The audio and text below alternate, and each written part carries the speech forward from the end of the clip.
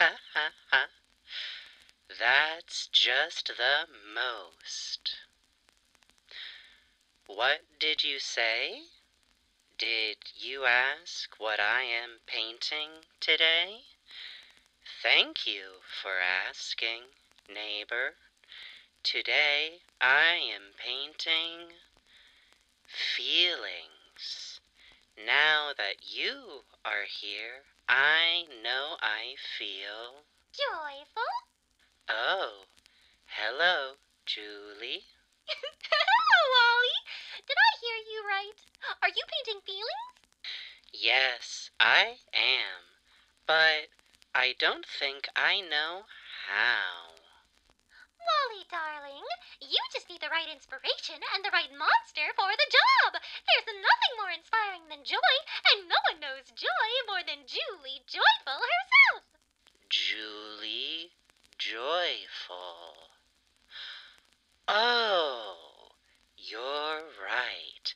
Your last name is Joyful. It sure is. So, tell me what you need, Wally. Okay, Julie. How do I paint joy? That's easy breezy. Joy looks like... So you see, it has a... What if you just close your eyes and imagine a... That's a lot tougher to explain than I thought. Oh, Don't cry, Wally. It'll be okay. I know just what to do. The best way to know what joy looks like is to remember times when you were very happy. I always feel joy everywhere I go, and with everyone I know at home, Wally. please tell me, Julie. I feel joy every time I beat Barnaby in a game of hide and seek. The last time we played, we both had so much fun, even if it did take him a whole clock spin to find me. Boy, oh boy, I'm feeling joyful. Julie, you're so tough to find, it's like looking for a daffodil in a flower field. I almost thought you were a begonia. I'm just talking knitting around. Har-har. I feel joy whenever Sally casts me in one of her fancy plays. Once I cartwheeled across the stage during a dramatic scene, and it made Sally cry, tears full of glee. Bravo, Juliantine! Bravo! The Duchess of Dahlia's jubilations have never been so emotionally, vivaciously joyous. It's putudness! Bravissimo! I feel joy when I bake with Poppy. I remember when I helped Poppy create a whole new kind of pie. Geeseberries, crammed berries, that's the last strawberries, you name it. Poppy was so happy and wanted me to share it with everybody in home. Oh my goodness! Brat! Julie, you've created a splendid dessert. I can't imagine eating it all on my own. Why don't you share it with everyone at home instead?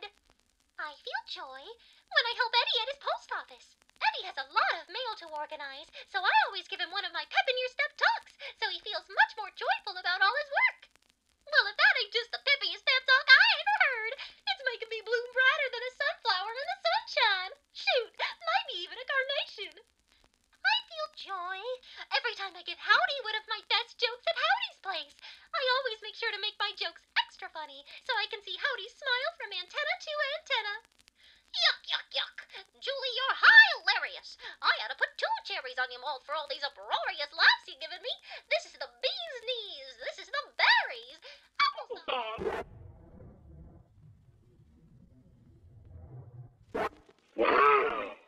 Did all that really happen, Julie? It sure did, Wally. Then I came up to you and I said, cheer up and get down, 'cause there's joy here to be found. And you said, that's just the most, Julie. Oh my. Do you know what joy looks like now, Wally? Yes, I do. But please tell me again, Julie. You got it. Joy is giving and giving and giving. When your friends are feeling down, when there's wilting abound, joy is there with its wonderful sound. Don't you see, Wally? I do see. I'm finished, too. Do you like it, Julie? Golly, Wally, it's beautiful. This makes me so joyful I think I could hopscotch and play hoop at the same time. Before you go do that, Julie, will you give it a name for me? I sure will. Let's call it Joyful Blossoms. Hello, you, and welcome to your Marlowe Looky-Loo storybook. I'll be your Marlowe storyteller. You can read along with me in your own book, too.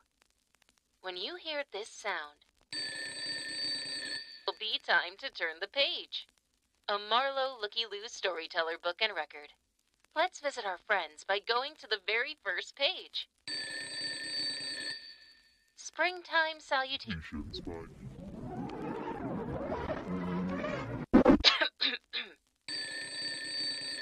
What a beautiful day in home, isn't it, neighbor?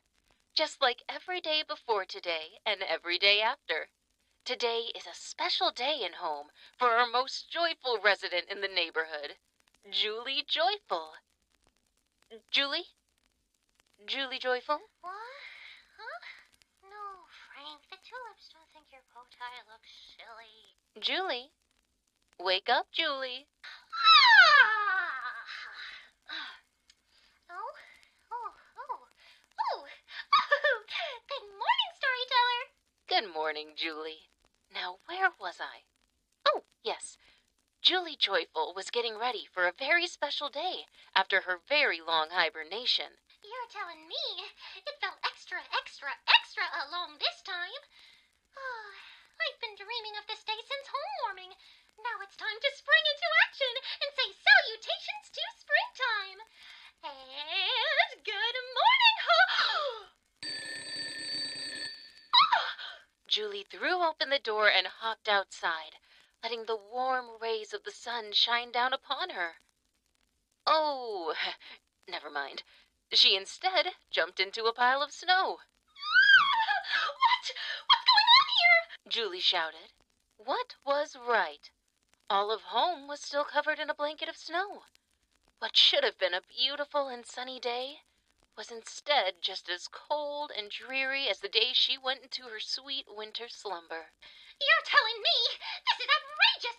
Outrageous is of every sort! Why, I oughta... With that, Julie stormed back inside. This rainbow monster wouldn't take this unexpected snow day sitting down, no sir. When she came back out, she knew just what to do. I know just what to do. But first... Frank! Of course. Julie called for the grouchiest, grayest grump in all of home, Frank Frankly. Julie ran up to his door and gave it a hearty kick-in. She galloped up the stairs and leaped onto his bed, scaring him awake. Ah! Ah! Oh, Julie, it's just you. Springtime salutations, Julie. Hold on to those salutations, Frank. There's no springtime to see, Julie said. She grabbed a hold of Frank's head and turned it towards the window. Look! It was just as Julie said. The neighborhood was covered in snow. Frank could even see it covering the clock tower in town. He got a gander at his poor garden. Frank even got a glance at Eddie. Morning, Mr. Frankly. Morning, Miss Joyful. Whoop! My tomatoes! Look at how terribly cold they are. Frank said. Julie, how are you already awake if spring hasn't sprung? It's a rainbow monster's intuition to know when it's time to spring into spring. But if springtime hasn't sprung, I can't spring. You see? Barely. I just woke up. Frank grumbled. This hasn't happened before, has it? What do we do now? The bugs are expecting a wake-up call soon, but instead of flower fields, they'll just see snowy sleets. Fret not, Frank Frankly. Your Julie Joyful will uncover exactly who the real culprit is of this unsprung spring. Julie said. Culprit?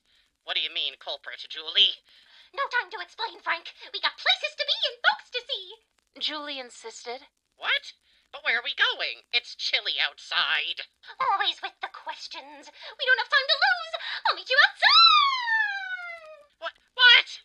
As quickly as she came inside, Julie ran off Frank's bed and leaped through the window of his home and fell down onto Eddie below. Thanks for breaking my fall, Eddie. Oh, happy to be of service. Once Frank had put on his winter clothing, He and Julie set out to uncover who was to blame for the delay in springtime. While Frank seemed to be lost in thought over how they would solve this problem, Julie was happily skipping along, almost as if she knew exactly where to go. As the two ventured deeper into the forest, Frank began to ask questions. How will we get rid of all this snow, Julie? Frank asked. You'll see, Frank. Julie said. What do you think caused the spring not to spring, Julie? Frank asked. You'll see, Frank. Julie said. I will. When will we get there, Julie? Frank asked. You'll see. Julie said. Julie, you haven't answered any of my questions. Could you at least tell me where we're going? Frank asked. You'll see. Oh, wait. We're here, Frank. Julie said. Here? Where is here? Frank asked. This is my family cave. Julie cheered. Indeed it was. Julie and Frank had arrived at the entrance of a cave that sat atop the nearby mountain. It's where I bloomed when I was just a rainbow monster blush. Let's go inside. My brother and sisters are going to fix all of this. Frank was in disbelief over how far they had traveled as they both walked inside to greet Julie's siblings. Your brothers and sisters? That's right, Frank. They're the Joyfuls. Julie exclaimed. That's my tough sister Franny, my groovy brother Jonesy, and my sister Bee, who is as sweet as honey. Don't they just look like the flower's petals? They look asleep. Frank was right. There, the Joyfuls were all still nestled in their nests, fast asleep. Oh, that explains why they didn't say hi. Don't worry, I know what to do. Julie said. Uh-oh, I'm feeling bombed out. Don't be frantic. Little Jones in for a good time. Just remember to be Joyful. I'm too tired for this. The three rainbow monsters shot up in their nests as they looked at Julie and Frank. Julie, is that you? What are you doing barging into our cave unannounced? We need our sleep. Why all the yelling, sis? Jules is just throwing a surprise party for us. You're making my leaves wilt with all this commotion.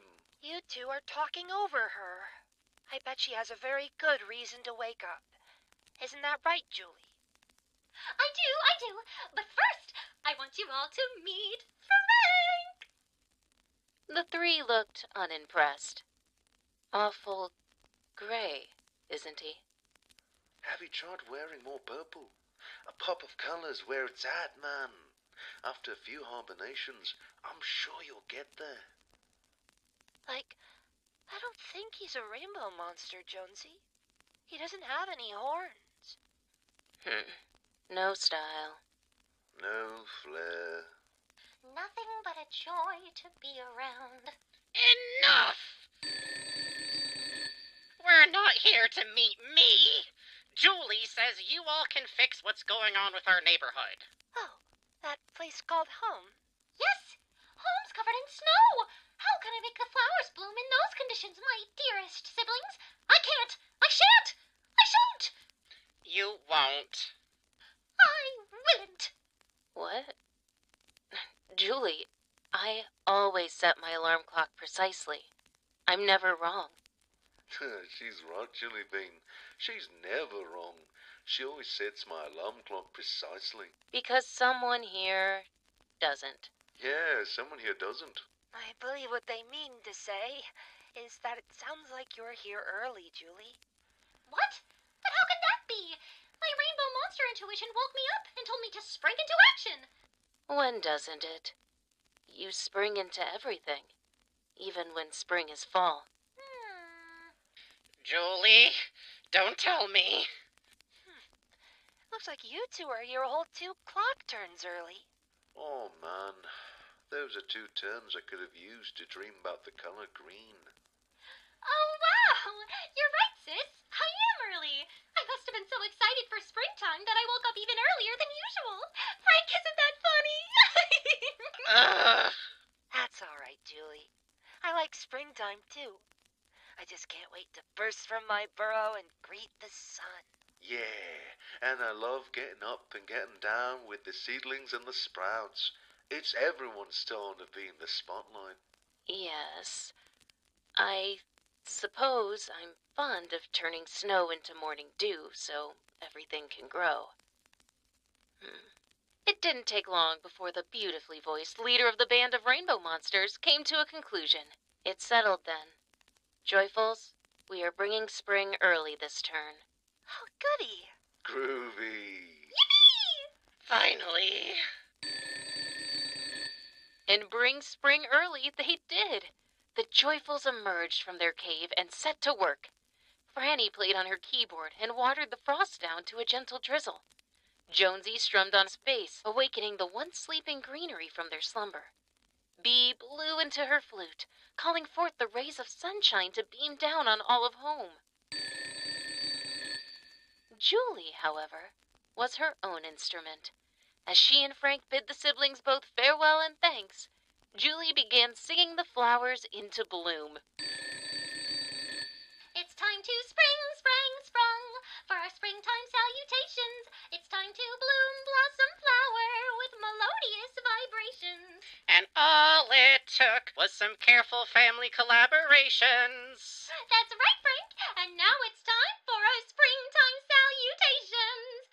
Come on, Frank. Let's go wake up everybody Julie and else. Frank both ran through the flower fields as they made their way back to home.